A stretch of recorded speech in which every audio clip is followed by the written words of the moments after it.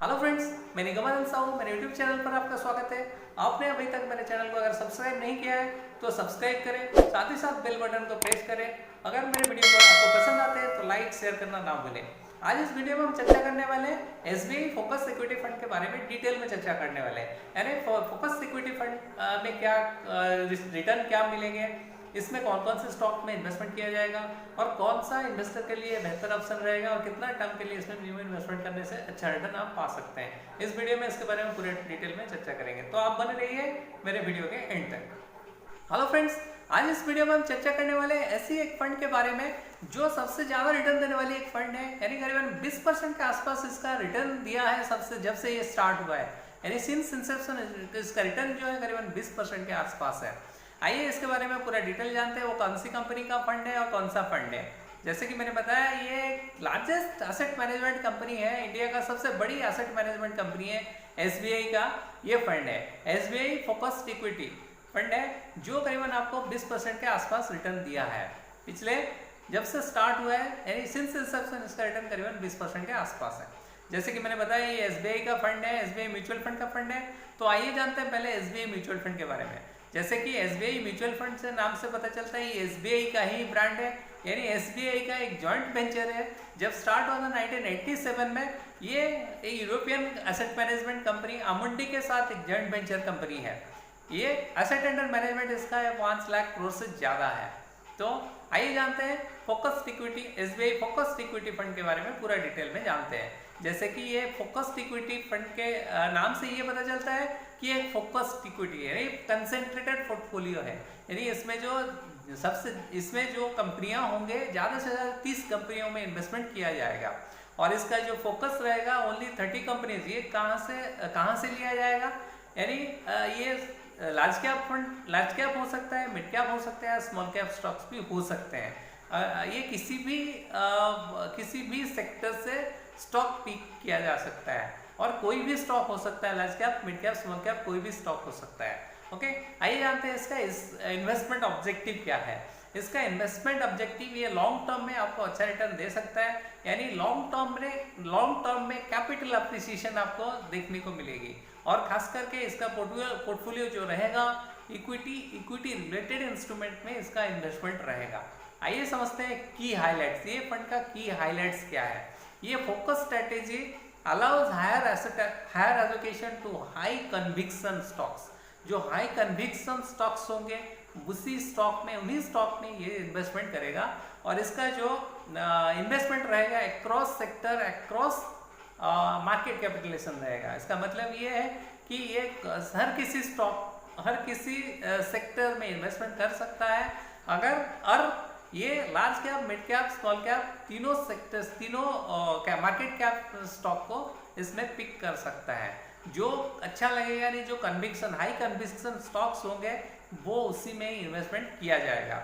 और इसका स्कीम का जो आइडियल इन्वेस्टर कौन है, जो लॉन्ग टर्म में कैपिटल एक्विजिशन चाहते हैं, वो इन्वेस्टर के लिए बेहतर होगा और ये खास करके लॉन्ग टर्म इन्वेस्टमेंट में ज़्यादा रिटर्न भी दे सकता है। जैसे कि इसका टॉप होल्डिंग्स की अगर हम बात करें, टॉप होल्डिंग्स का जो एसेट एलोकेशन रहेगा, इसमें 49% का एसेट एलोकेशन टॉप होल्डिंग्स से रहेगा। टॉप 10 जो होल्डिंग्स होंगे वो कंप्राइज करेंगे 49.06% इस पोर्टफोलियो में। और प्रिडोमिनेटली 2 सेक्टर में ज़्यादा इसका रहेगा इन्वेस्टमेंट। एक तो फाइनेंशियल सर्विसेज रहेगा, दूसरा रहेगा फार्मा सेक्टर में। तो आइए जानते हैं इसका टॉप होल्डिंग्स क्या है और कौन सा सेक्टर में कितना एलोकेशन किया हुआ है। अगर हम सेक्टर की बात करें पहले, तो ये सेक्टर जो है टॉप 5 सेक्टर्स क्या क्या है आइए देखते हैं। पहला जो है फाइनेंशियल सेक्टर में इसका सबसे ज़्यादा इन्वेस्टमेंट किया हुआ है, यानी करीबन 21% के आसपास, यानी 20.96% एसेट एलोकेशन फाइनेंशियल सेक्टर में हुआ है। उसके बाद कंज्यूमर गुड्स का अगर बात करें, इसमें 12.76% का एसेट एलोकेशन किया हुआ है, यानी इसका कंट्रीब्यूशन 12.76 इस फंड में है कंज्यूमर गुड्स का। और फार्मा का 10.11% इसका कंट्रीब्यूशन है, जबकि आईटी का 8.91% इसका है और पावर का 7.33% का एसेट एलोकेशन इस फंड में है। अगर हम टॉप 10 होल्डिंग्स की अगर बात करें, ये अगर 30 अप्रैल 2021 की बात करें, इसमें 25 स्टॉक्स है जैसे कि HDFC बैंक टॉप पे आता है, यानी इसमें सबसे ज़्यादा परसेंटेज कंट्रीब्यूशन दिया है इस फंड में, यानी 6.69% इन्वेस्टमेंट किया गया है HDFC बैंक में। और दूसरा नंबर पे आता है अल्फाबेट इंक। और ये जो फंड है, ये फंड का खासियत ये है कि ये फॉरेन में भी इन्वेस्टमेंट किया है कुछ परसेंटेज। अगर ये अल्फाबेट इंक में करीबन 6% का एसेट एलोकेशन किया हुआ है। इसके बाद आता है डेनिस लर्न और प्रॉक्टर एंड गैम्बल्स, ये 5.7578 और 5.41% इसका एसेट एलोकेशन है। ग्लैंड फार्मा की बात करें तो इसमें 4.33, जबकि भारतीय एयरटेल में इसका एसेट एलोकेशन 4.73% है। ABB में 4.17, ABB limited. Kotak Mahindra bank जो एक प्राइवेट कंपनी है, प्राइवेट बैंक है, इसका 4.14% एसेट एलोकेशन इसमें है। और बजाज फाइनेंस में भी इसका 4.06% है। और सुपर एवेन्यू सुपरमेट में इसका एसेट एलोकेशन 4.06% इसमें इन्वेस्टमेंट किया हुआ है। और अगर हम फॉरेन स्टॉक की बात करें, अल्फाबेट के अलावा माइक्रोसॉफ्ट में भी इसमें इन्वेस्टमेंट किया गया है, करीबन 2.91% इसमें इन्वेस्टमेंट किया गया है। इसमें 25 हाई कन्विक्शन स्टॉक्स में इन्वेस्टमेंट किया गया है। और जहाँ तक फंड मैनेजर की हम बात करें, मिस्टर आर श्रीनिवासन इसका फंड मैनेजर है। ये 2009 से इस फंड को मैनेज कर रहे हैं, जबकि इसका शुरुआत हुआ था 2005 से। ये फंड शुरुआत हुआ था 2005 में, ये 2009 से ही इसको मैनेज कर रहे हैं। इनका जो टोटल एक्सपीरियंस है करीबन 26 ईयर्स का टोटल एक्सपीरियंस है। आइए समझते हैं फंड फैक्ट्स जानते हैं, यानी SBI फोकस इक्विटी फंड का पूरा डिटेल समझते हैं। ये एक स्कीम बेसिकली एक ओपन एंडेड स्कीम है और ये इक्विटी रिलेटेड इंस्ट्रूमेंट में इन्वेस्टमेंट करेगा। और ज़्यादा से ज़्यादा इसमें 30 स्टॉक्स होंगे, ज़्यादा से ज़्यादा 30 स्टॉक्स होंगे, लेकिन अभी फिलहाल इसमें 25 स्टॉक्स में इन्वेस्टमेंट किया गया है। इसका अलॉटमेंट डेट था 17 अप्रैल 2004, यानी 2004 को इसका इंसेप्शन हुआ था। ये फंड स्टार्ट हुआ था 2004 में। और इसका AUM एसेट अंडर मैनेजमेंट अप्रैल 30, 2021 तक इसका एसेट अंडर मैनेजमेंट था 14,775 करोड़ का। ओके, इसका बेंचमार्क है S&P BSE 500 इंडेक्स, इसका बेंचमार्क है। और प्लान्स क्या क्या रहेंगे इसमें क्या क्या प्लान्स है, रेगुलर और डायरेक्ट दोनों है। और ऑप्शंस है ग्रोथ एंड IDCW यानी income distribution and capital withdrawal plan. और इसका एग्जिट लोड की अगर हम बात करें, इसमें एग्जिट लोड नील है। अगर आप 1 साल के बाद निकालते हैं, यानी एग्जिट करते हैं या रिडीम करते हैं, अगर 1 साल के अंदर निकालते हैं तो आपको 1% का चार्जेस लगेंगे, एग्जिट लोड लगेंगे। और SIP की अगर हम बात करें, इसमें आप SIP किसी भी मोड पे कर सकते हैं, जैसे वीकली हो या मंथली हो या सेमी एनुअली हो या क्वार्टरली हो या एनुअली भी आप SIP कर सकते हैं। और इसका जो SIP अगर मंथली आप करते हैं तो 1000 रुपये मिनिमम SIP अमाउंट रहेगा। और इसका लमसम अगर इन्वेस्टमेंट करते हैं तो आपको मिनिमम इन्वेस्टमेंट 5000 रुपये रहेंगे और इन मल्टीपल ऑफ 1 रुपीज़ रहेगा। अगर एडिशनल इन्वेस्टमेंट करेंगे तो 1000 रुपये रहेंगे, 1000 रुपये रहेगा, साथ ही साथ 1 रुपये मल्टीपल ऑफ 1 रुपीज़ का आप इन्वेस्टमेंट कर सकते हैं। अगर प्रोडक्ट सुटेबिलिटी की अगर हम बात करें, ये इन्वेस्टर अगर लॉन्ग टर्म इन्वेस्टर है और थोड़ा रिस्क लेना चाहता है तो ये बेहतर रहेगा उसके लिए। और ये खास करके लॉन्ग टर्म कैपिटल अप्रिशिएशन इसमें आपको देखने को मिलेगा। ये इन्वेस्टमेंट ज़्यादातर रहेगा इक्विटी रिलेटेड इंस्ट्रूमेंट में इन्वेस्टमेंट किया जाएगा। और इसका मैक्सिमम ज़्यादा से ज़्यादा 30 स्टॉक्स में इसका इन्वेस्टमेंट रहेगा। अगर मार्केट कैपिटलाइजेशन की बात करें, इसमें सारे मार्केट कैपिटलाइजेशन में लार्ज कैप स्टॉक रहेंगे, मिड कैप स्टॉक्स रहेगा और साथ ही साथ स्मॉल कैप्स में इन्वेस्टमेंट किया जाएगा।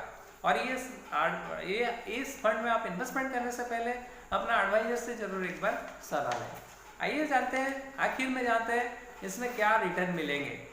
जैसे कि मैंने बताया, ये एक अच्छी कंपनी है, अच्छी रिटर्न देने वाली फंड है। और इसका रिटर्न की हम अगर बात करें, CAGR रिटर्न अगर देखें, पिछले 3 साल का जो CAGR रिटर्न है, पिछले 1 साल का CAGR रिटर्न है करीबन 14.5% का रिटर्न दिया है, जबकि S&P 500 का रिटर्न 18.36 था।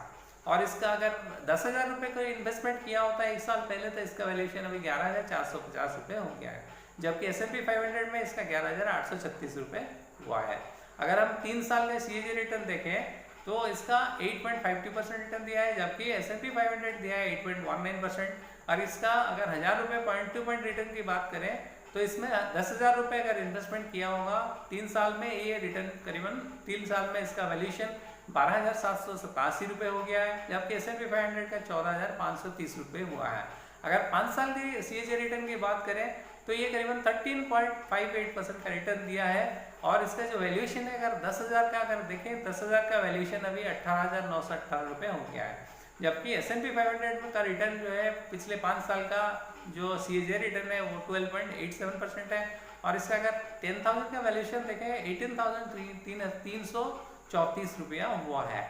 अगर हम इसका CAGR रिटर्न देखें सिंस इंसेप्शन, यानी जब से स्टार्ट हुआ था तब से अगर इसका रिटर्न देखें, ये करीबन 19.23% का रिटर्न दिया है। और इसका जो इंसेप्शन ईयर था 2004, यानी 2004 में इसका शुरुआत हुआ था, और इसका रिटर्न जो है 19.23% के हिसाब से यानी CAGR रिटर्न दिया है। अगर वैल्यूएशन की बात करें, 10,000 रुपये इन्वेस्टमेंट अगर 2004 में अगर किया होता 10,000 रुपये, तो आज के डेट में इसका वैल्यूएशन करीबन 1,75,782 रुपये हुआ है। जबकि S&P 500 का रिटर्न CAGR रिटर्न अगर देखें सिंस इंसेप्शन यानी 2004 से, इसका रिटर्न करीबन 15.08% का है, जबकि इसका वैल्यूएशन 10,000 रुपये अगर इन्वेस्टमेंट किए होते इंसेप्शन में तो इसका वैल्यूएशन करीबन 98,741 रुपये हुआ है।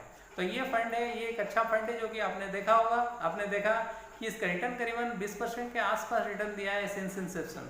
तो इसमें मेरी एक पर्सनल ये सलाह है कि आप अगर लॉन्ग टर्म के लिए इन्वेस्टमेंट करना चाहते हैं तो इस फंड एक बेहतर फंड ऑप्शन रहेगा, क्योंकि ये कंसंट्रेटेड पोर्टफोलियो होगा, ज़्यादा से ज़्यादा 30 कंपनियों में इन्वेस्टमेंट किया जाएगा। रिस्क तो थोड़ा हो सकता है, लेकिन लॉन्ग टर्म में आपको अच्छा प्रॉफिट मिल सकता है। तो इसका डिटेल अगर इसको जानना है तो आप मेरे चैनल को फॉलो कर सकते हैं, चैनल को सब्सक्राइब कर सकते हैं, साथ ही साथ मेरे को आप इंस्टाग्राम में भी फॉलो कर सकते हैं। अगर इस वीडियो रिलेटेड यानी इस फंड रिलेटेड या किसी भी म्यूचुअल फंड रिलेटेड आपको कुछ क्वेरीज है तो आप हमें कमेंट बॉक्स में कमेंट करके बता सकते हैं। So thanks for watching my video.